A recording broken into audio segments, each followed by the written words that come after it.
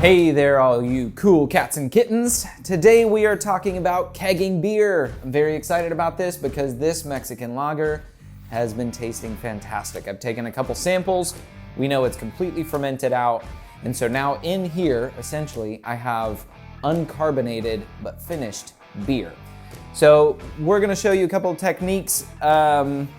The main one today is just a simple kegging. So I'm gonna go through that and then I'll get into some of the other tools as we go along that are optional.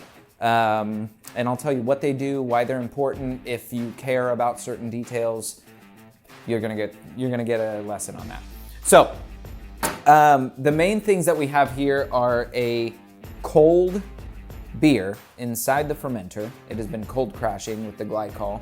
You could also set your fermentation temperature or your fermentation chamber to cold crash. And so if you're using a keezer, a refrigerator, whatever it is, that gets all the particulates down to the bottom. The cold is gonna drive that down, making everything clear. So CO2, we are going to be doing an oxygen-free transfer today, which means exactly like professional breweries, no oxygen is going to come into contact with the beer, which is going to prevent oxidation. It helps shelf life and a multitude of factors that are important. And so, yeah, we're going to do that. Over here is a keg. This is clean. It is not sanitized. So I will show you how I sanitize my kegs. And let's get right to it. So, first step. Everything that we do cold side requires what? Sanitizing. So we have sanitizer in a spray bottle. This could be isopropyl alcohol. I use Star San. Here's a bucket with 5 gallons of water, 1 ounce of Star San. That is our sanitizer solution. And so I've got my hoses and lines in here. They're just waiting for us to be used in the sanitizer. So step 1 is to clean the inside of this keg. I'm sorry, sanitize the inside of this keg. It is clean. So I am going to take some sanitizer, put it inside the keg, dip the entire the entire keg lid into the sanitizer, mount it to the top. Also, my hands are clean. They've been cleaned before this. And we're gonna give it a shake.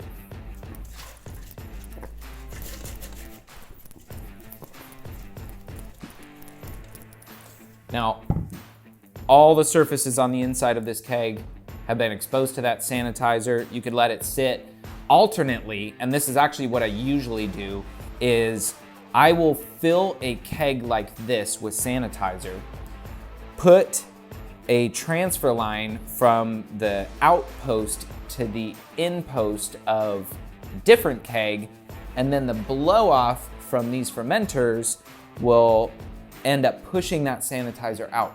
So I have a absolutely oxygen-free environment because the CO2 from fermentation has pushed that out of this keg. I didn't do that this time because I want to show you just what most people are doing. And so they're just gonna sanitize their keg like I am.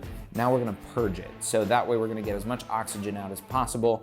But yeah, that's the absolute preferred method is to purge it using the natural CO2 that is produced, but not everybody has the gear to do that. So we're going to open the lid back up, put this face up so it's not touching anything. I'm just gonna dump this right back into my sanitizer bucket.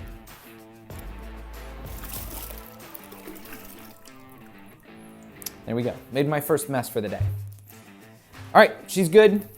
That's what it looks like. There could be a bunch of foam in there. Don't fear the foam. Star San is perfectly safe and it's not gonna affect the flavor of your beer. The fine fellows over at Brewlosophy have proven time and time again that the foam isn't gonna change that beer flavor. So I dump it out as much as possible, but the last thing that you wanna do is reach in there with your hand and try and scoop it out because that just defeats the purpose of having sanitized something. I'm gonna put the lid back on.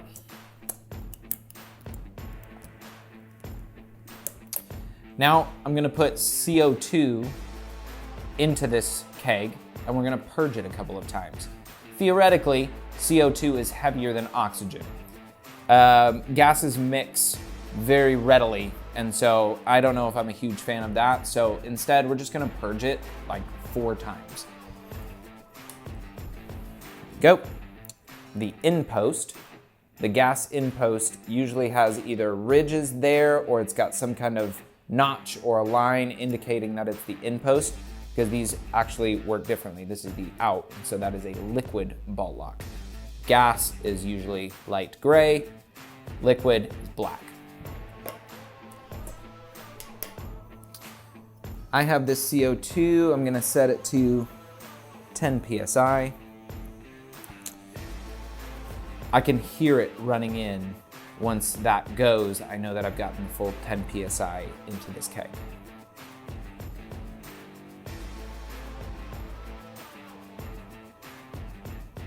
We're just about there. This also gives me a chance to hear if there's any leaks from this keg. The pressure release valve might be stuck in the open position. The seal around the inside of the lid might be bad. Whatever the case, this gives me a chance to troubleshoot the keg in case there's something wrong. I have no issues with this one, so we're gonna let it rip. All I'm gonna do here is pull the pressure release valve. That's gonna force whatever air is in there out, and then CO2 is gonna be rushing right back in, and so we're gonna do this 4 times, like I said. Make sure that there's no oxygen in here, or as little oxygen as possible.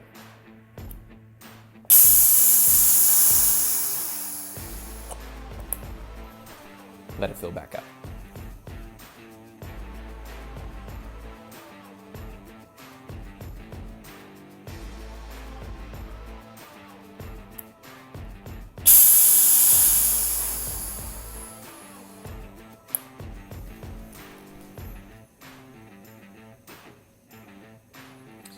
You can hear it.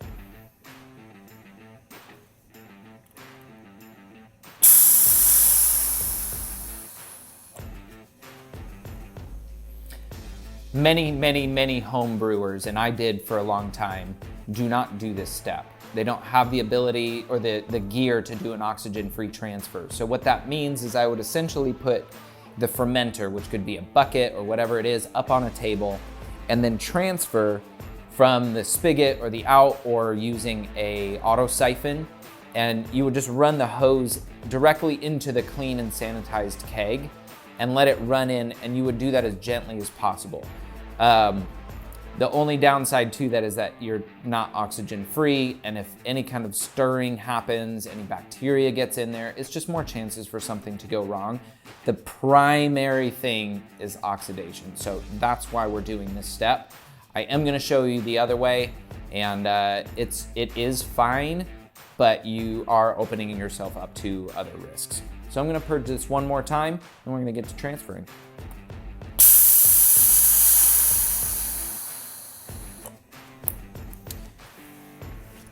Okay, so this is filling up for the last time. I'm gonna go ahead and put this to the side.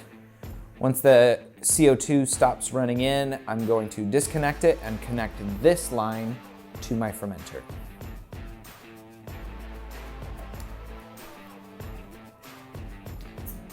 Turn that down just a little bit.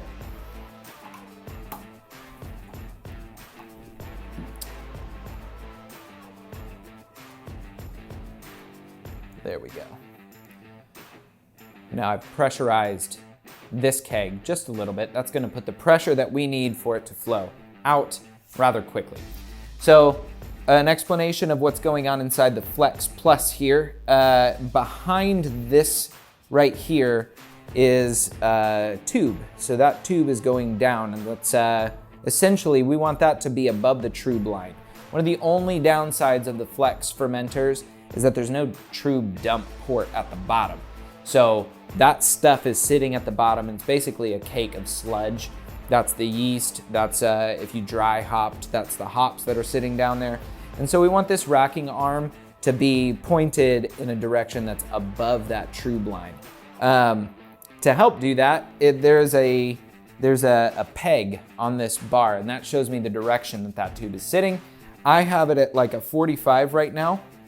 all you need to do is just loosen up this tri-clamp right here and turn that to the angle that you want. So I'm gonna turn it up just a little bit to make sure that we're above the trub line.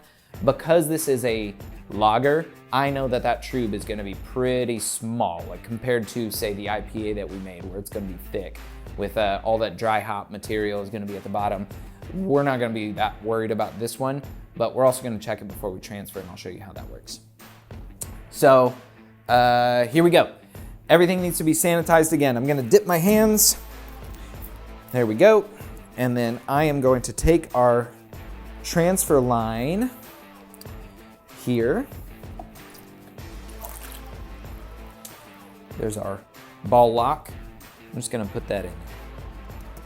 So here's our transfer line. We're dipping the tri-clamp in the sanitizer as well, so I'm just gonna lay this on here. Because I can't dip the whole fermenter, spray bottle. Make sure that's sanitized. And we connect them.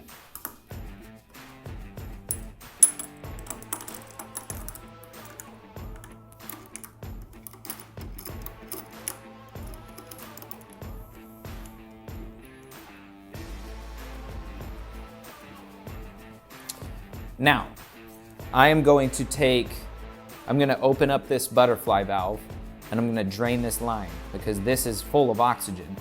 So if we're trying to stay as oxygen free as possible, I just have a simple old dump out valve. This is an old PBW, use whatever. We're going to open this up.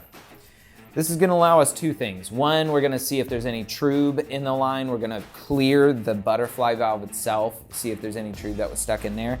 And it's also going to push the oxygen out of the line itself. So I'm manually pushing this in. Again, my hands are sanitized. All of these components are sanitized. I'm just going to push this little valve in and clear the line. There were some boogers in there, and now they're not. Fix that. Take our keg. This is an important thing. So line balancing with CO2, say there's 10 PSI in the keg, 5 PSI in the fermenter. If I hook this up, that CO2 is gonna wanna shoot back. That won't oxidize or do anything bad to the beer, but what it can do is it can stir up the trub that's at the bottom. So I don't wanna do that. So I'm checking right here. I'm at like 2 PSI in the keg. I am gonna vent this and leave the pressure release valve in the open position so that gas can escape as I'm transferring in. Otherwise it pressurizes. Alternately, you can use a spunding valve or something on the gas side so that you can monitor exactly what that pressure is. This is important if you carbonate inside your fermenter, because if you've carbonated in here, now you have pressurized tank at 12.5 pounds. You want the keg to be at the exact same pressure. So with a pressure release valve, you can do that and set it just below that pressure so the gas is still coming out, but you're not foaming up the beer like crazy. So that's a topic in and of itself. Once you get there, it'll all make sense to you. Right now, I'm just gonna show you a basic oxygen-free transfer. So we want to hook up the beer line to the outpost. The outpost has a dip tube that goes all the way down to the bottom of this keg. So essentially we're transferring beer in through the way that it'll come out when we're serving. Sanitize this. You don't want all your hard work to go to waste because you didn't sanitize right. Vent this. It's gonna equalize the pressure. Hook it up. I can hear it transferring already. This is going to be good. I have pressure on here, so it's gonna force that beer over, and we'll know that it's done once it stops flowing, and we're gonna see CO2 coming through there. Again, I'm gonna prop this in the open position so that CO2 can be displaced by the liquid. While this is happening, I'm gonna show you a couple of things that I do or other tools that you can use while transferring. For a simple lager, there's not gonna be stuck transfer because of hops clogging up these ports or anything like that. But if you are transferring a beer like that, this is a very, very helpful tool. So this is an inline tea filter. It is directional, but essentially I can hook this up in line behind this setup, right? And so the beer is gonna flow in, it has to pass through this mesh screen, and that's gonna catch a lot of that hop particulate. And so those are particularly frustrating transfers to do, but I do make a lot of IPAs, and so this thing comes in extremely handy. You would just take it apart, dump the whole thing into the sanitizer bucket, and let that rip. Another thing that many folks like doing, mostly for Instagram because it makes for a pretty picture, is to put a sight glass in line with that transfer as well. So if you wanted to get really fancy with it and see what's going on with your transfer, you would put a sight glass, and all this is tri-clamps on the end. You can also put this directly in line with that port, but I don't like a lot of weight coming off of the front of these, so I very rarely do this, but I do see that in use. Lastly, during transfers, I label my keg. So this is a habit that I have. I have 6 taps, so keeping track of 6 random kegs would be veritably impossible. So I just take regular duct tape or white duct tape, write it on there with a Sharpie. So in this case, it is a Mexican lager. I log the date that it was brewed, the ABV, and the OG on it. Stick it to my pants, rip it off a couple of times. That way it doesn't leave residue on my keg. So, and I'm just gonna slap that boy right on there. And now our keg is done. One other thing while we are transferring, a simple way of keeping track of it, and this works especially good in the summer days when things are warm, is you can see the condensation line. So I can already tell we are up to here in the keg. So we're getting close. I expect it'll show up to about the 5-gallon mark because I know how much is in that fermenter. You can put a scale underneath this and you can watch the numbers as they are going up. You know that there's more beer transferring in. I don't usually do that because I know my volumes and it's just an unnecessary step, but a lot of folks do that, so know that that's an option. We're gonna wait until this transfer is finished, and then as soon as I see bubbles, I'm just gonna close this butterfly valve, disconnect everything, and then put this into the walk-in chiller, set it up with CO2, and we are going to burst carbonate it overnight. Here we go, she's done. There's bubbles. I'm gonna close that. I don't want any trub in there, so I'm not going to turn this port to be facing downward to find that trub line. If you wanted to maximize the output, you can do that. I prefer a crystal clear lager, so I'm just gonna leave it as it is. And I can tell on here, because you can feel through the walls of it, that it's, we've got plenty. So disconnect that, hang him up, and I'm just gonna spritz this to get the beer off of there. Close the pressure release valve. And the very last step is to take our CO2 again, put it on the end post, because this was open, just to make sure no oxygen is in there. Again, I might sound paranoid, but it really makes a big difference to be completely oxygen free. So I put the CO2 back on, we're at 10 PSI, I'm gonna vent it a couple times. That's gonna clear this headspace, make sure that it is all CO2.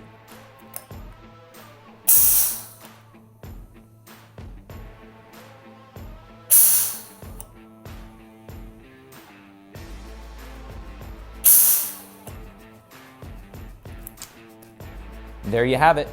We're gonna put this into the kegerator, walk-in chiller, keezer, whatever setup you've got, and I'm gonna burst carbonate it overnight.